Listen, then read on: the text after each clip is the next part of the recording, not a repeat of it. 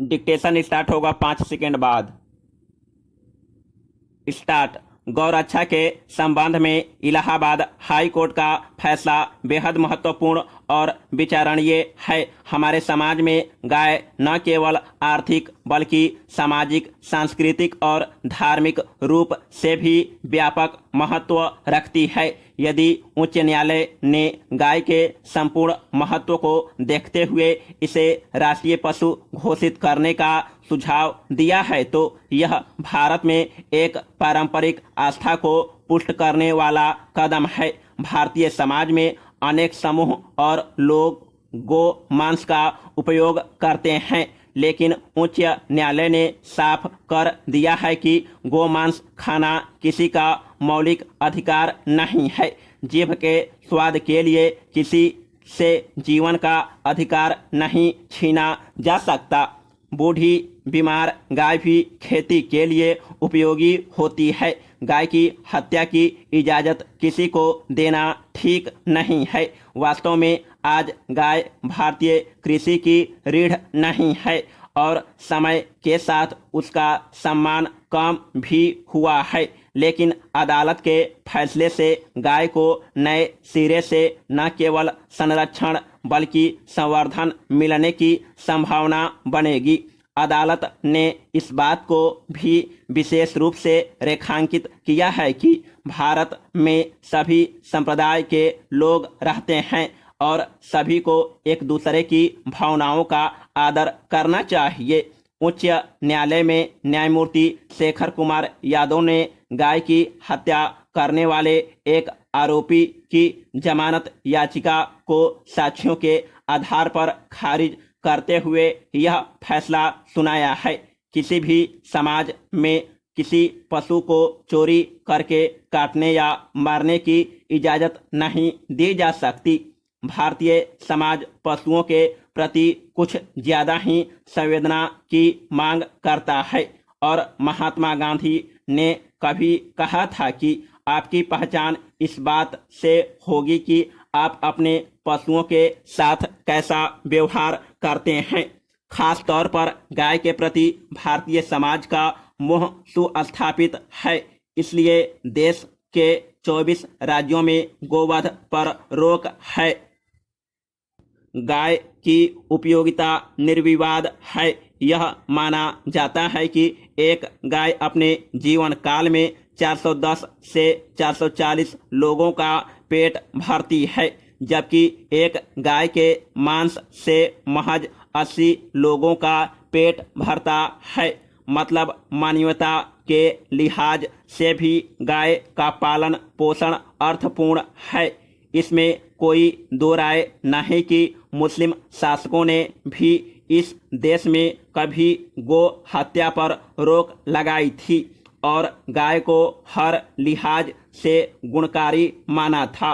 कोई आश्चर्य नहीं कि हमारे संविधान में भी गो संरक्षण पर बल दिया गया है।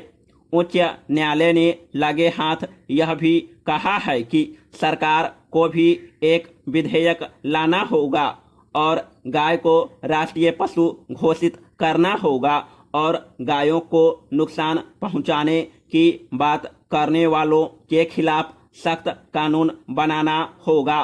संभव है इस फैसले को सुप्रीम कोर्ट भी ले जाया जाए, तब विशेष रूप से सोचना होगा कि बैल, सांड इत्यादि की बढ़ती संख्या का क्या किया जाए। क्या भारतीय समाज बैल, सांड को गायों के समान ही महत्व देता है?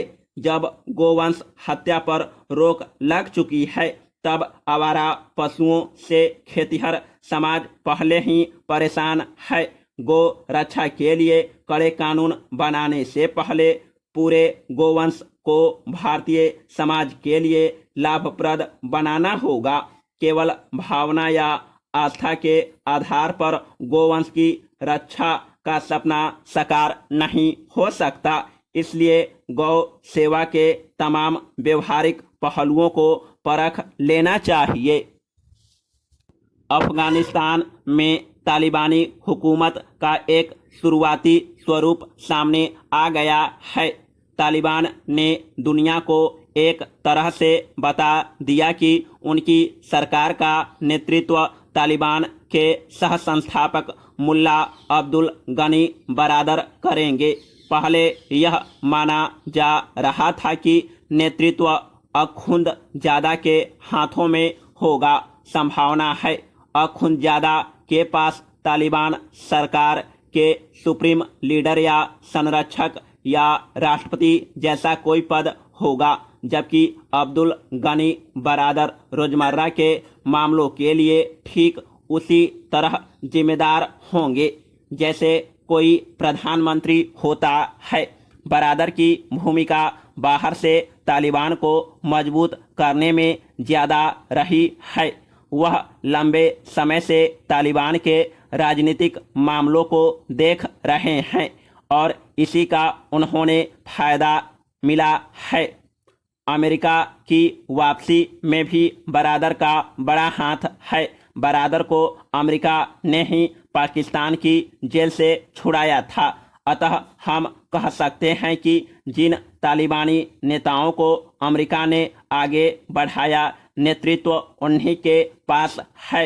यह बात अमेरिका के पक्ष में होगी, लेकिन इससे खुद तालिबान या अफगानिस्तान को क्या फायदा होगा, यह देखने वाली बात होगी। तालिबानी सरकार के चेहरे एक एक कर सामने आने चाहिए।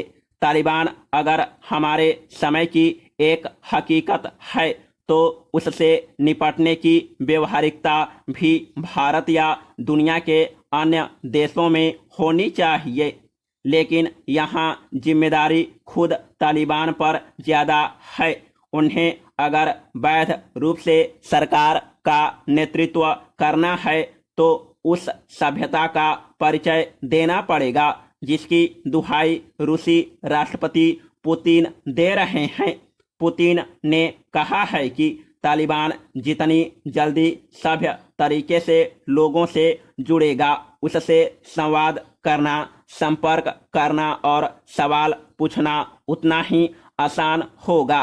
हालांकि तालिबान का एक हिस्सा है जो मुंह छिपाए सत्ता में आ बैठा है। मुंह छिपाए किसी का सिर कलम किया जा सकता है, लेकिन अपनी हुकूमत के वास्ते वैधता हासिल करने के लिए बेनकाब आना होगा। क्या तालिबान या उसके तमाम सहयोगी पर्दा उठाकर सामने आ सकेंगे? मजहब का काम हो या मुल्क का नकाब लगाकर कौन करता है? पुतिन अगर सभ्यता की याद दिला रहे हैं और तालिबान के आर्थिक मददगार चीन को भी कामोबेश बदनामी की चिंता है, तो तालिबान को सुधरे रूप में सामने आना चाहिए। शायद भारत को भी इसी दिशा में विचार व्यवहार करना चाहिए। पुतिन ने उचित ही कहा था कि अमेरिकी सेना अफगानिस्तान में 20 साल रही, वहां लोगों को अमेरिकी सभ्यता सिखाने की नाकाम कोशिश की। कोई आश्चर्य नहीं आज अमेरिका में राष्ट्रपति जो बाइडेन की लोकप्रियता अपने सबसे निचले पायदान पर है। मतलब चीन अमेरिकियों के हित में फौज वापसी हुई, वे भी बाइडेन से खुश नहीं हैं। बहरहाल तालिबान अगर सभ्य ढंग से सरकार चलाने में कामयाब होते हैं तो इससे जो बाइडेन को मिले राजनीतिक लाभ हो, मगर अमेरिका के रसूख पर गहरा असर तो पड़ चुका है। अब भी जहां अमेरिका को मुंह चुराने से बचना चाहिए, वहीं तालिबान के नए नेतृत्वकर्ता अब्दुल गनी बरादर के कंधे पर सबसे ज़्यादा जिम्मेदारी है। दुनिया देखनी चाहेगी कि उन्होंने उन अमेरिकियों के साथ बैठकर क्या सीखा है जो कम से कम अपने देश में सुशासन और लोकतंत्र के लिए पहचाने जाते हैं। समाप्त।